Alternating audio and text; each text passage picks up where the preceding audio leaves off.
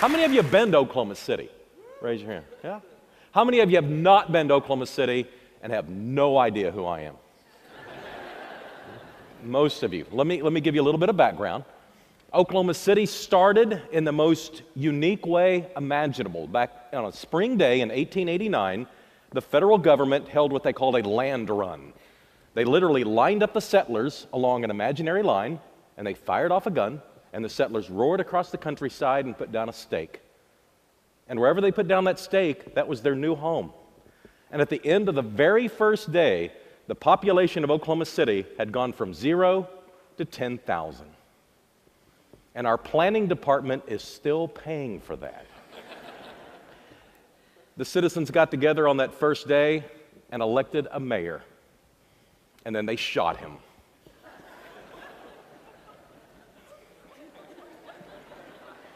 That's not really all that funny, but it allows me to see what type of audience I'm dealing with, so I appreciate the feedback. The 20th century was fairly kind to Oklahoma City. Our economy was based on commodities, so the price of cotton or the price of wheat, and ultimately the price of oil and natural gas. And along the way, we became a city of innovation. The shopping cart was invented in Oklahoma City.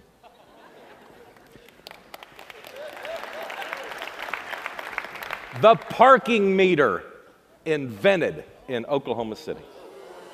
You're welcome. Having an economy, though, that relates to commodities can give you some ups and some downs, and that was certainly the case in Oklahoma City's history. In the 1970s, when it appeared that the price of energy would never retreat, our economy was soaring. And then in the early 1980s, it cratered quickly. The price of energy dropped. Our banks began to fail. Before the end of the decade, 100 banks had failed in the state of Oklahoma. There was no bailout on the horizon. Our banking industry, our oil and gas industry, our commercial real estate industry were all at the bottom of the economic scale. Young people were leaving Oklahoma City in droves for Washington and Dallas and Houston and New York and Tokyo, anywhere where they could find a job that measured up to their educational attainment. Because in Oklahoma City, the good jobs just weren't there. But along at the end of the 80s came an enterprising businessman who became mayor named Ron Norick.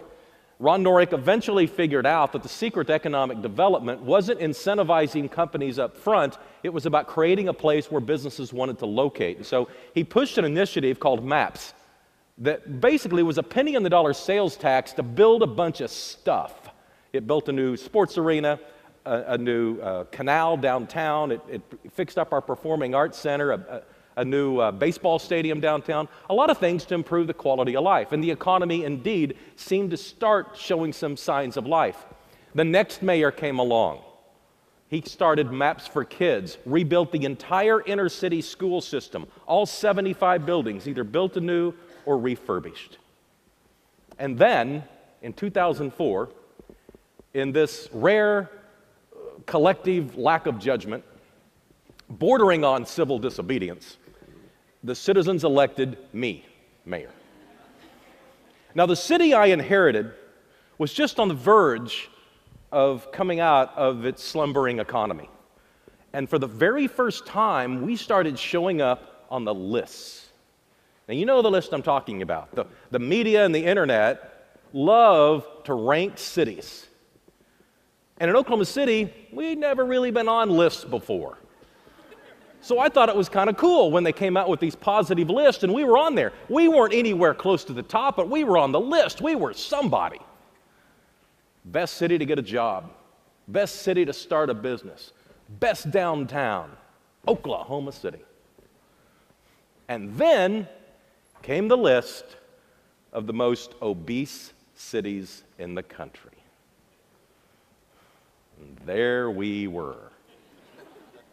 Now, I like to point out that we were on that list with a lot of really cool places. Dallas and Houston and New Orleans and Atlanta and Miami. You know, these are cities that typically you're not embarrassed to be associated with. But nonetheless, I didn't like being on the list. And about that time, I got on the scales. And I weighed 220 pounds. And then I went to this website sponsored by the federal government. and I typed in my height, I typed in my weight, and I pushed enter, and it came back and said, obese. What a stupid website. I'm not obese.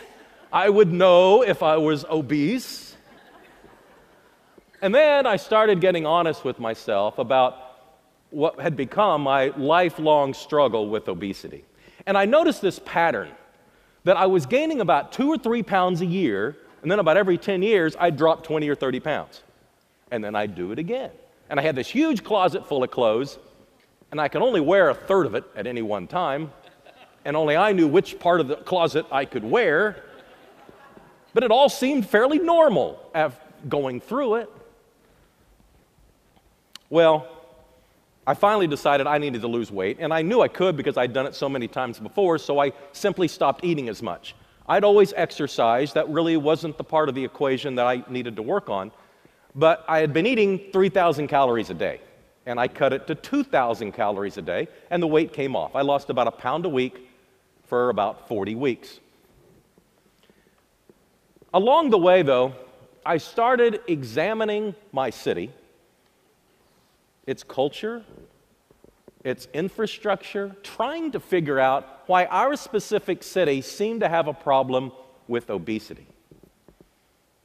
And I came to the conclusion that we had built an incredible quality of life if you happened to be a car. But if you happen to be a person, you are combating the car seemingly at every turn. Our city is very spread out. We have a great intersection of highways. I mean, literally no traffic congestion in Oklahoma City to speak of. And so people live far, far away. Our city limits are enormous, 620 square miles. But 15 miles is less than 15 minutes. You literally can get a speeding ticket during rush hour in Oklahoma City. And as a result, people tend to spread out. Land's cheap. We had also not required developers to build sidewalks in new developments for a long, long time. We had fixed that, but it had been relatively recently, and there were literally 100,000 or more homes into our inventory in neighborhoods that had virtually no level of walkability. And I tried to examine how we might deal with obesity and was taking all of these elements into my mind. I decided that the first thing we needed to do was have a conversation. You see, in Oklahoma City, we weren't talking about obesity. And so, on New Year's Eve of 2007, I went to the zoo, and I stood in front of the elephants, and I said, this city is going on a diet, and we're going to lose 1 million pounds. Well, that's when all hell broke loose. The national media gravitated toward this story immediately. And they really could have gone with it one of two ways. They could have said, this city is so fat that the mayor had to put them on a diet. But fortunately, the consensus was, look, this is a problem in a lot of places. This is a city that's wanting to do something about it. And so they started helping us drive traffic to the website. Now, the web address was thiscityisgoingonadiet.com. And I appeared on the Ellen DeGeneres show one weekday morning to talk about the initiative, and on that day, 150,000 visits were placed to our website. People were signing up. And so the pounds started to add up. And the conversation that I thought was so important to have was starting to take place. It was taking place inside the homes. Mothers and fathers talking about it with their kids. It was taking places in churches. Churches were starting their own running groups and their own support groups for people who were dealing with obesity. Suddenly, it was a topic worth discussing at schools and in the workplace. And the large companies, they typically have wonderful wellness programs, but the medium-sized companies that typically fall between the cracks on issues like this, they started to get engaged and used our program as a model for their own employees to try and have contests to see who might be able to deal with their obesity situation in a way that could be proactively beneficial to others. And then came the next stage of the equation. It was time to push what I called MAPS 3. Now, MAPS 3, like the other two programs, had an economic development motive behind it, but along with the traditional economic development task, like building a new convention center, we added some health-related infrastructure to the process. We added a new Central Park, 70 acres in size, to be right downtown in Oklahoma City. We're building a downtown streetcar to try and help the walkability formula for people who choose to live in the inner city and help us create the density there.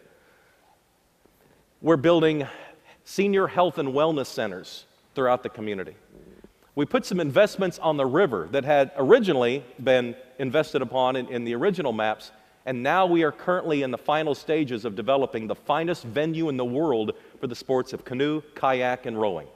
We hosted the Olympic trials last spring. We have Olympic caliber events coming to Oklahoma City and athletes from all over the world moving in, along with inner city programs to get kids more engaged in these types of recreational activities that are a little bit non-traditional. We also, with another initiative that was passed, are building hundreds of miles of new sidewalks throughout the metro area. We're even going back into some inner city situations where we had built neighborhoods and we had built schools, but we had not connected the two. We had built libraries and we'd built neighborhoods, but we'd never really connected the two with any sort of walkability. Through yet another funding source, we're redesigning all of our inner city streets to be more pedestrian friendly. Our streets were really wide, and you'd push the button to allow you to walk across, and you had to run in order to get there in time. But now we've narrowed the streets, highly landscaped them, making them more pedestrian friendly, really a redesign, rethinking the way we build our infrastructure, designing a city around people and not cars. We're completing our bicycle trail master plan. We'll have over 100 miles when we're through building it out. And so you see this culture starting to shift in Oklahoma City. And lo and behold, the demographic changes that are coming with it are very inspiring. Highly educated 20-somethings are moving to Oklahoma City from all over the region and indeed even from further away in California. When we reached 1 million pounds in January of 2012, I flew to New York with some of our participants who had lost over 100 pounds, whose lives had been changed. And we appeared on the Rachel Ray Show. And then that afternoon, I did a round of media in New York, pushing the same messages that you're accustomed to hearing about obesity and the dangers of it. And I went into the lobby of Men's Fitness magazine, the same magazine that had put us on that list 5 years before. And as I'm sitting in the lobby waiting to talk to the reporter, I noticed there's a magazine copy of the current issue right there on the table. And I pick it up and I look at the headline across the top, and it says, "America's Fattest Cities. Do you live in one?" Well, I knew I did. So I picked up the magazine and I began to look, and we weren't on it.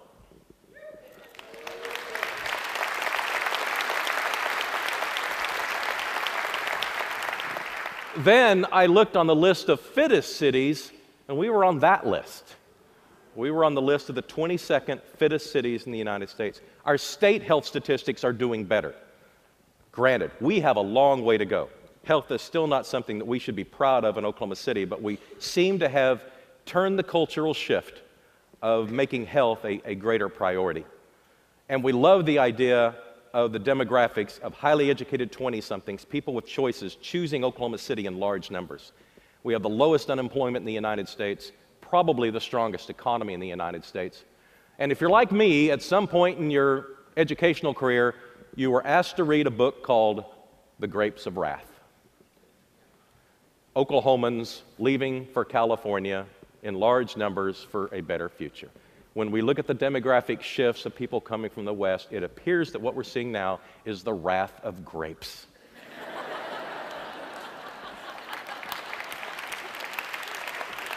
The grandchildren are coming home. You've been a great audience and very attentive. Thank you very much for having me here.